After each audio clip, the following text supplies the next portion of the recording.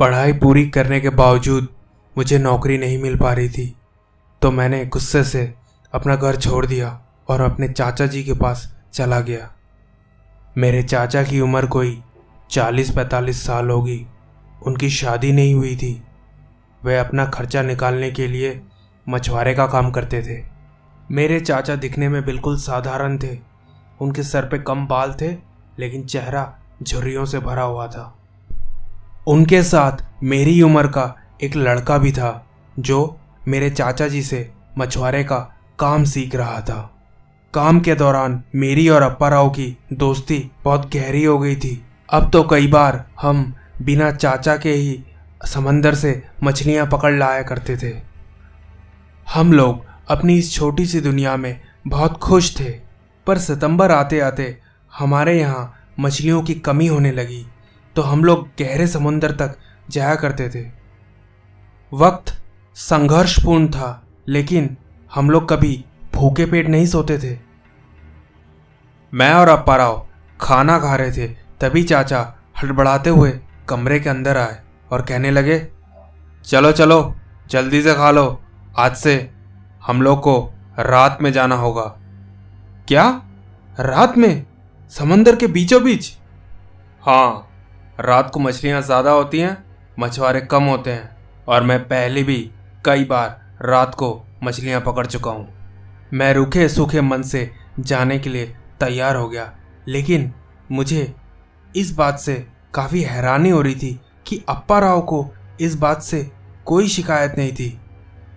जब चाचा नाव चला रहे थे तो मैं और अप्पा राव पीछे बैठे हुए थे। मैंने अप्पा राव को धीरे से कहा, अप्पा राव, तुम क्या पहले भी रात में मछलियाँ पकड़ चुके हो? तो अप्पा राव ने मुझे धीमी जुबान से कहा, मुझे रात से ज़्यादा गरीबी से डर लगता है। धीरे धीरे करके हमारी मोटर बोट समंदर के अंदर तक जाती रही।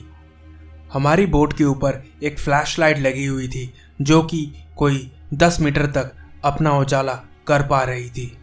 मैंने पीछे मुड़ के देखा तो ज़मीन का छोर अब साफ साफ दिखाई नहीं दे रहा था। मुझे ऐसा महसूस होने लगा कि मोटर बोट की स्पीड अब कम होने लगी है और शायद हम अभी रुकने वाले हैं। तभी चाचा पीछे वाले हिस्से में आए और कहने लगे, जो रबर बोट है उसको बाहर निकाल लो। क्या चाचा, रबर बोट? वो तो इमरजेंसी के टाइम निकालते हैं। हाँ हाँ, पर हम उसको बिना इमरजेंसी के भी निकाल सकते हैं। हमने वो रबर बोट पानी में डाल दी तो मेरे चाचा ने कहा, अब तुम दोनों इस बोट पे जाओ। हम दोनों एक एक करके उस रबर बोट पे चढ़ चुके थे। तभी मेरे चाचा ने अपनी मोटर बोट ऑन कर दी। ये देखते ही मैं और अप्पा राव सहम से गए। हमने पूछा, चाचा आप नहीं आएंगे? तो चाचा ने कहा, मैं सामने से जाके मछलियों को तरका तरका के इस पार लेके आऊँगा, तुम लोग जाल लगा के रेडी रहना। ढर ढर करते उनकी मोटर बोट अंधेरे में गायब सी हो गई। अब सिर्फ मैं और अप्पा राव समंदर के बीचों बीच खड़े थे। हमारे पास एक बड़ी फ्लैशलाइट थी और 2 छोटी छोटी जो हमारे टोपी के ऊपर लगी हुई थी।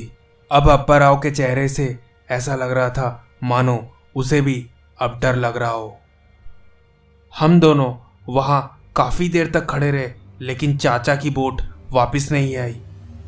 मैं सामने की तरफ फ्लैशलाइट घुमा रहा था, तभी मुझे पानी की छटकने की आवाज़ आई, मानो उसके अंदर कोई कूद गया हो। मैं पीछे जाके देखता हूँ तो बोट में कोई नहीं था। मैंने इधर उधर जब फ्लैशलाइट घुमाया तो मैंने देखा अप्पा राव पानी के अंदर है। मैंने कहा, अप्पा राव, ये क्या कर रहे हो तुम? पानी में क्यों कूद गए? तो अप्पा राव ने मुझे खौफ भरी नजरों से देखा। मैंने उससे फिर बोला, अप्पा राव, बोट में वापस आओ।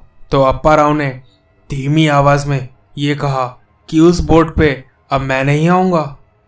मैंने उससे बोला, क्यों, क्या हुआ? तो उसने मुझसे कहा, तुम्हारे चाचा जी ने हमारे साथ धोखा किया है। क्या? चाचा जी ने हमारे साथ धोखा किया है? मैं इस बात को मान नहीं पा रहा था। मैंने उसे बार बार बोला कि बोट में आ जाओ, बोट में आ जाओ, लेकिन वो नहीं आ रहा था।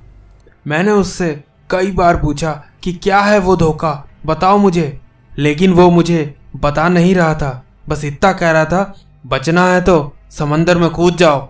मेरे डर के मारे आंसू निकल रहे थे। मैंने अप्पा राव के सामने हाथ जोड़ लिए। मैंने कहा, प्लीज़ अप्पा राव, मुझे बता दो कि यहाँ क्या चल रहा है। तो कई बार पूछने के बाद अप्पा राव ये कहता है कि तुम्हारे चाचा ने हम लोगों को नरकम तुंग भद्रम देवता के लिए यहाँ छोड़ दिया है। अगर वो देवता हमारी बलि स्वीकार कर लेता है तो तुम्हारे चाचा धनवान हो जाएंगे। ये बात सुन के मुझे अजीब सा लगा, क्योंकि मेरे चाचा मेरे साथ कभी ऐसा नहीं कर सकते थे। तभी मैंने बोट की इस तरफ आके देखा कि हमारे बोट के बगल में एक दूसरी नाव है, पर उसमें कोई भी नहीं था, मानो वो नाव खुद ब खुद चल रही हो। मैं वापस बोट की दूसरी तरफ आके देखता हूँ कि अप्पा राव अभी भी वहाँ तैर रहा था। तभी अप्पा राव ने मुझे आंखों ही आंखों में इशारा किया कि बोट में नीचे बैठ जाओ। मैं उसकी बात सुनते हुए नीचे दुबक के बैठ गया। मुझे इतना डर लग रहा था कि मैंने अपने हाथों से अपने कानों को ढक लिया। तभी मुझे ऐसा महसूस होता है कि वो जो दूसरी नाव थी हमारे रबर वाले बोट को बगल से घसीट घसीट के आगे जा रही है। मेरे आंखों से आंसू निकल रहे थे और मेरे हाथ पांव रबर की तरह कांप रहे थे। मुझे अपने माँ बाप की याद आ रही थी। मुझे मेरे शरीर में अब मेरा दिल महसूस नहीं हो रहा था। अब मुझे अप्पा राव की बातों पे यकीन आ रहा था। शायद मेरी बलि चढ़ने वाली थी। पर इन सब के बीच में मुझे ऐसा लगने लगा कि मेरी रबर वाली बोट अपने आप आगे चल रही है। मैंने जैसे तैसे हिम्मत जुटा के बगल में देखा तो वह नाव गायब हो चुकी थी। जब मैंने इस तरफ आके देखा तो अप्पा राव तैरते हुए मेरी बोट को धक्का दे रहा था। थोड़ी देर के बाद अप्पा राव ने मुझे अपना हाथ दिया तो मैंने उसे खींच के ऊपर ले लिया। मैं रोते रोते अप्पा राव से लिपट गया। मैंने बस उसे इतना ही कहा कि मुझे घर ले चलो। कुछ देर तक हम दोनों एक दूसरे को पकड़े रहे, लेकिन थोड़ी देर के बाद हम दोनों बगल बगल बैठ गए। मैंने अप्पा राव की तरफ देखते हुए ये पूछा कि अप्पा राव, अगर वो बलि का देवता हमें मारने आया था तो तुम पानी में क्यों कूद गए? पानी में भी तो वो मार सकता था। तो अप्पा राव ने कहा, नहीं, जल हमारी माँ होती है, माँ हमें बचा सकती है। तो मैंने उससे कहा, फिर मुझे क्यों छोड़ दिया? मैं तो ऊपर ही था ना। इस बात का अप्पा राव के पास भी कोई जवाब नहीं था। उसने कहा, शायद तुम नीचे छुप गए थे, इसीलिए तुम जल के बहुत करीब आ चुके थे, इस वजह से शायद तुम्हारी जान बच गई। तभी ढर ढर करके मेरे चाचा की बोट वापस आने लगी। जब चाचा हमारे करीब आ गए तो वो हमें देख के चौंक गए, मानो उन्हें हमें जिंदा देख के एक झटका सा लगा था। चाचा ने हमें वापस अपनी बोट में जाने का इशारा किया तो हम दोनों जल्दी से उस बोट पे चढ़ गए। हमने अपनी रबर वाली बोट भी वापस ले ली थी और अब हम घर की तरफ वापस जा रहे थे। अप्पा राव ने चाचा से ये पूछा कि चाचा, हम मछलियां नहीं पकड़ेंगे क्या? तो चाचा जी ने भारी जबान में ये कहा कि आज समंदर में मछलियां नहीं है। जाते जाते अप्पा राव ने मेरी तरफ ऐसा इशारा किया मानो इस बारे में अपने चाचा से कुछ मत कहना। जब हम लोग ज़मीन पे पहुंचे तो अप्पा राव अपने घर की तरफ निकल गया और फिर मैंने उसे कभी नहीं देखा। इस बात को अब 3 महीने से ज़्यादा हो चुके हैं और मैं अब भी डर डर के अपने चाचा जी के साथ रहता हूँ।